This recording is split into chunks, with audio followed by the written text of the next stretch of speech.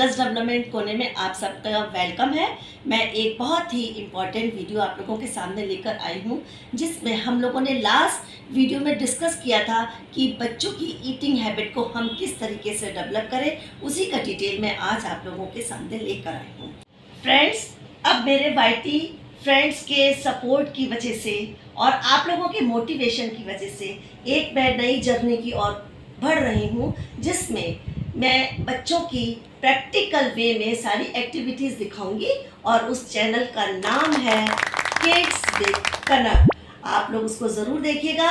मैं अपनी next video में जो ये वाली मेरी वीडियो आएगी उसको पिन कर दूंगी। प्लीज़ सब लोग सब्सक्राइब करेगा, लाइक करेगा, शेयर करेगा और अभी तक जितना आप लोगों ने मुझे सपोर्ट और प्यार दिया है उसी तरीके से आगे भी आप लोग देते रहेंगे।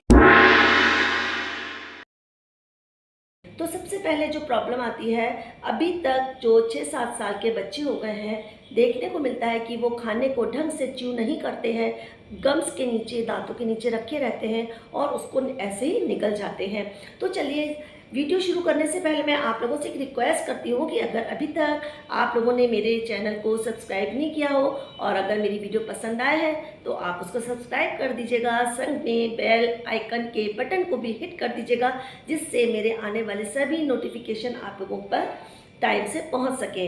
तो फ्रेंड्स, मैं आपको ये बताना चाहती हूँ कि जब बच्चा 9 से 12 महीने का होता है, उस बीच में उसकी जो चूइंग की जर्नी है वो स्टार्ट हो जाती है और एनीवेयर एनी अराउंड और 2-3 साल में वो इसमें मास्टर हो जाता है। वो कैसे? जब बच्चा छोटा है हम ये सोचते हैं कि जब उसके दांत आएंगे, इस कंफ्यूजन में रहते हैं, तभी वो किसी चीज़ को च्यू कर सकेगा। देखिए, हम लोगों ने पढ़ा है, पढ़ने के बाद भी हम लोग भूल जाते हैं। जब अगर हम दांत निकलने से पहले बच्चों के साइड में हाथ रख के देखें तो जो उनके गम्स होते हैं ना, वो बहुत ज़्यादा ही हार्ड होते हैं। तो हमें बच्चों को सही टेक्सचर का और सही टाइम पर फूड देना शुरू करना है। देखिए, इसके लिए हमें थोड़ा सा एफर्ट करना पड़ेगा। अगर बच्चा हमारा भूखा रह जाता है तो हमें गिव अप बिल्कुल नहीं करना है, उसके साथ साथ काम करना है। जिस तरीके से हम उसके साथ काम करते हैं, हमें मुंह से, एक्शन से, लाउड वॉइस में भी उसको बताना है। अगर हम बच्चे को कोई प्यूरी बना करके दे रहे हैं, कोई इस तरीके के टेक्सचर का फूड दे रहा है जिससे बच्चा अच्छे तरीके से उसको ले सकता है, उसके लिए हेल्दी है, उसके लिए टेस्टी है, तो हम उसको देंगे और च्यू का एक्शन भी करेंगे और कुछ खाने के लिए अपने पास भी रख लेंगे और खुद भी खा के उसको चबाएंगे। तो एक जो ये नेचुरल प्रोसेस है वो बच्चे का 9 से 12 महीने तक धीरे धीरे आगे बढ़ता है, ये एक्टिविटी आगे बढ़ती है और अराउंड 2 और 3 साल में आकर के वो इसमें मास्टर हो जाता है। हम लोग बहुत कन्फ्यूज़न में रहते हैं, उसको क्या करते हैं, सूखी रोटी पकड़ा देते हैं। नहीं, कतई नहीं। हमें अगर जब वो 2 साल का हो जाता है या 1.5 साल का हो जाता है, उसके अकॉर्डिंग हर साल, हर महीने के बाद उसका जो हमारा फूड का टेक्सचर है उसको बदलना है। पहले हम उसको क्या देते हैं, दूध देते हैं, फिर थोड़ा सा सेमी सॉलिड चीज़ें उसको देने की कोशिश करते हैं। वो अगर नहीं खा रहा है तो उसके हिसाब से आपको टेस्ट डेवलप करवाने के लिए उसको खिलाना है, थोड़ा सा पेशेंस रखना है और उसके बाद हम ये देखेंगे कि वो किस तरीके से सॉलो कर रहा है या उसको निकल रहा है। इस चीज़ पर हमको ध्यान रखना है, पेशेंस के संग उसकी बातों को समझ के आगे बढ़ना है और उसकी हेल्थ का भी ध्यान रखना है।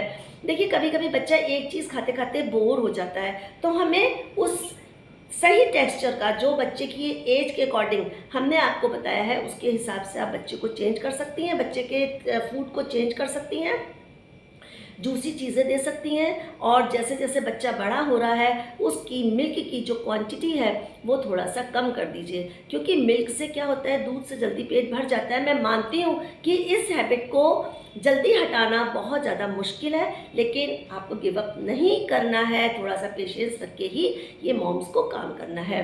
उसके बाद आप खिचड़ी, वो 9 महीने के बाद, 10 महीने में, 11 महीने के बाद आप उसको थोड़ा सा खिचड़ी बना सकती है, लेकिन खिचड़ी बिल्कुल पानी वाली ना हो, थोड़ा सा उसमें छोटे छोटे दाने रह जाएं जिसको वो थोड़ा सा सॉलो कर सके अपने गम्स के थ्रू और वो अच्छी तरीके से उसके टेस्ट को ले सकता है।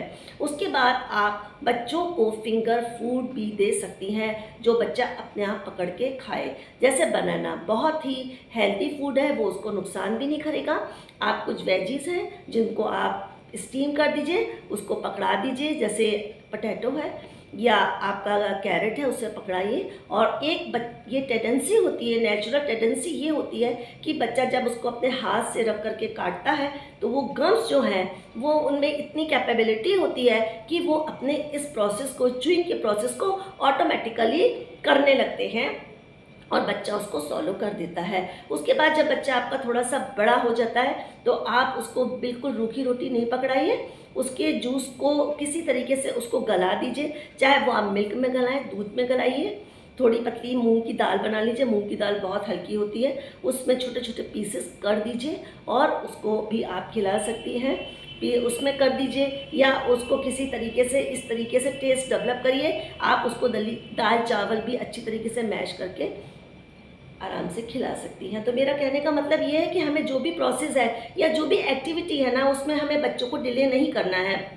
ये बचपन की, जब बच्चे छोटे होते हैं और हम ये सोचते हैं कि नहीं अभी बच्चा छोटा है और उस चीज़ को इग्नोर कर देते हैं, वो लास्ट में आकर वो बच्चों के लिए तो प्रॉब्लमेटिक बनती है, हम लोगों के लिए भी चिंता का विषय बन जाता है। तो आप लोगों से मेरी यही रिक्वेस्ट है कि बच्चों के संग पेशेंसली काम करना है, तभी हमारी जो आज ईटिंग हैबिट का जो फर्स्ट पार्ट है वो आज से शुरू होता है। धीरे धीरे मैं इसकी सारी प्रोसीजर आपको, और बच्चे जैसे जैसे बड़े होते जाएंगे, बड़े होंगे, उनके हिसाब से आप लोगों के संग शेयर करूंगी और आशा है कि आपको ये वाली बात मेरी अच्छी लग रही होगी। इसके साथ साथ जब बच्चा थोड़ा सा बड़ा हो जाता है, आप उसको साथ में खाना अपने हाथ से आप उसे खिला रही हैं, उसको कुछ खाने के लिए आप उसको भी दे दीजिए, जिससे वो अपने हिसाब से खाए, फैलाए, गिराए, मुंह में डाले, उसको चबाए, उसको अपने हाथ से भी खाने की आदत आनी है। वो स्पून कैसा पकड़ रहा है, कैसे पकड़ रहा है, आपको भी ये पता लग जाएगा। बाई चांस अगर आपका बच्चा बिल्कुल खाने को इग्नोर कर रहा है, तब टेंशन की बात है, तब आपको टेंशन लेने की ज़रूरत है। अदरवाइज़ अगर 1-2 दिन बच्चा किसी कारणवश नहीं खा पा रहा है, कभी उसका मन नहीं है, कभी उसके पेट में दर्द है या उसको किसी और तरीके की प्रॉब्लम है, तो वो आप खुद ही घरेलू नुस्खों से उसको सॉल्व कर सकते हैं। जल्दी जल्दी डॉक्टर्स के पास मत भागिए, परेशान मत होइए। शुरू से बच्चों की मेडिसिन की आदत मत डालिए और अपने आप को पॉजिटिव रखते हुए अपने बच्चों का अच्छी तरीके से च्यूइंग की हैबिट को डेवलप करिए। उसके बाद में और आगे आपको बताती हूँ। आशा है आपको मेरी ये वीडियो पसंद आई होगी। बस मैं यही बात आपको बताने के लिए आई थी। Thank you so much. Please bell icon को हिट करके मेरे साथ हमेशा रहने की कोशिश करिएगा। Thank you so much.